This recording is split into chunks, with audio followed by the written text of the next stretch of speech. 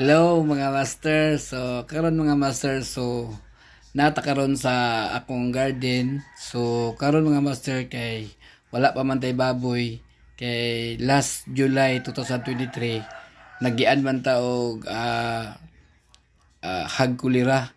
So karon kay nagian man ta og hagkulira, so gibaligyan nato ang tanan natong baboy kay niagi man ang sakit nga yung sakit na kulera, hag kulera. So ngayon mga master, dito naman tayo sa garden. So ngayon mga master, kung makita mo dyan sa likuran ko ay nandyan yung mga tinanim ko na pichay. So ngayon, ituturo ko sa inyo kung paano magtanim ng pichay. So dalawang klase yung pagtatanim ng pichay mga master, yung isisidling mo siya tapos ilipat tanim mo siya. So ilipat tanim mo siya pagdating ng 8 to 12 days, so kailangan mo siyang ilipat doon, ilipat tanim mo siya. So ang pangalawang paraan sa pagtatanim ng pichay mga master, yung sabog. So ngayon mga master, umpisahan na natin yung paglilipat tanim. Ipakita ko sa inyo kung paano. So pabito po yung gamit natin mga variety mga master. So pabito nga variety. So meron siyang 5,000 seeds. So kaya niyang taniman ng 120 square meters mga master. So ganito karami yung laman ng isang pack nito. 65 pesos lang ito mga master. Itong isang pack nito. So mga master, yung distance naman ng bawat pichay is nasa mga 15 centimeter to 20 centimeter. So nasa mga 6 inches lang yun mga master, yung distance nila bawat isa. So yung fertilizer na gagamitin natin mga master, nitrogen lang at saka yung phosphorus, yung urea, yun lang. So maglagay tayo ng fertilizer. So 12 days, 20 days at saka sa 25 days.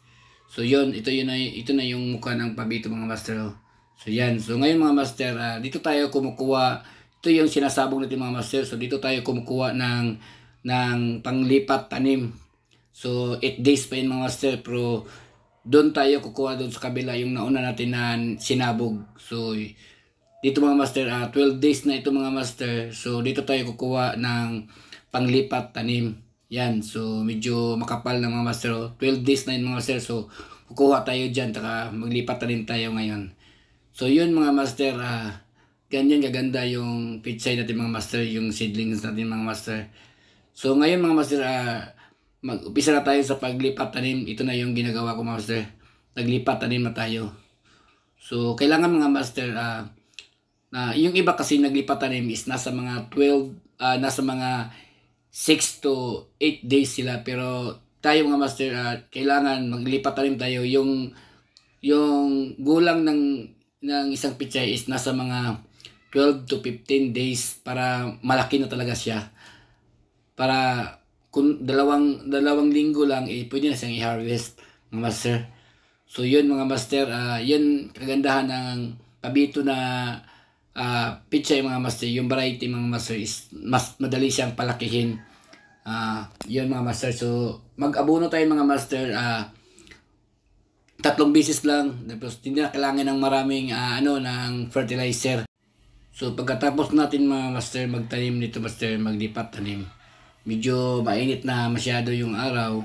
So kailangan na natin takpan ito. So yun mga master, kung tatakpan mo siya mga master na yung nilipat tanim mo, dapat mga 9 AM diyan ka magtatakip na ng pichay. Kasi yung 6 AM hanggang 9 AM, yung araw na dyan is nakapagbibigay din ng vitamins dyan dun sa mga tanim mo. Yan ang pinaka-importante. Then pag 9, doon ka na maglalagay ng mga takip sa tanim mo para hindi na siya masunog doon sa araw. Kasi hindi pa yung nakakapit yung mga gamot, yung mga root niya, yung ano niya. So yun mga master, tinatakpan natin ito mga master. So 2 araw natin siya tatakpan mga master. Pero pagkahapon na naman master, pag hindi na mainit, pwede nyo nang kunin yung sako. Tapos ibalik nyo naman kinabukasan mga 9 AM. So, ibalik naman yung sako. So, 2 araw. Pangatlong araw mga master, doon na kayo mag-apply ng fertilizer. Yung unang fertilizer, pero konti lang yung ibigay nyo mga master. Konti lang yung ibigay nyo. Doon na kayo magdagdag pag pangatlo, pangalawa, at saka yung pangatlong paglagay mo ng fertilizer mga master. So, yun mga master, sige lang mga master, sa susunod mga video, ituturo ko sa inyo kung gaano karami yung fertilizer na ibibigay natin sa kanila dun sa mga bagong nalipat tanim yung mga 3 araw pa lang, para masundan nyo kung paano maglipat tanim o paano maglagay ng fertilizer. So kasi mga master, hindi pwedeng masobrahan siya sa fertilizer yung pichay, o hindi, kasi pag masobrahan siya, iba yung parang hindi siya, pangit yung laki niya. So iba pa rin yung tama lang na abono yung pichay. Kasi yung mga customer na bumibili ng mga pichay, kasi mga master, mga masilan sila mga master, kailangan na yung talagang maganda, yung mahaba yung pichay mo. Kasi mahaba na mataba, yun ang gusto ng mga buyer ng mga pichay mga master. So yan, ilagyan natin sila ng kahoy mga master, yung pabigat, para pag maghangin, hindi ano yung mga matuklap yung mga nilagay natin na yung mga sako na tinabo natin doon sa sa pichay mga master. So yun mga master, pagkatapos nito mga master, itong katabi niya mga master, ito yung tinanim ko kahapon, ay yung nung nakaraang araw, at saka yung nung isang linggo, itong isa naman yung itong pangatlo.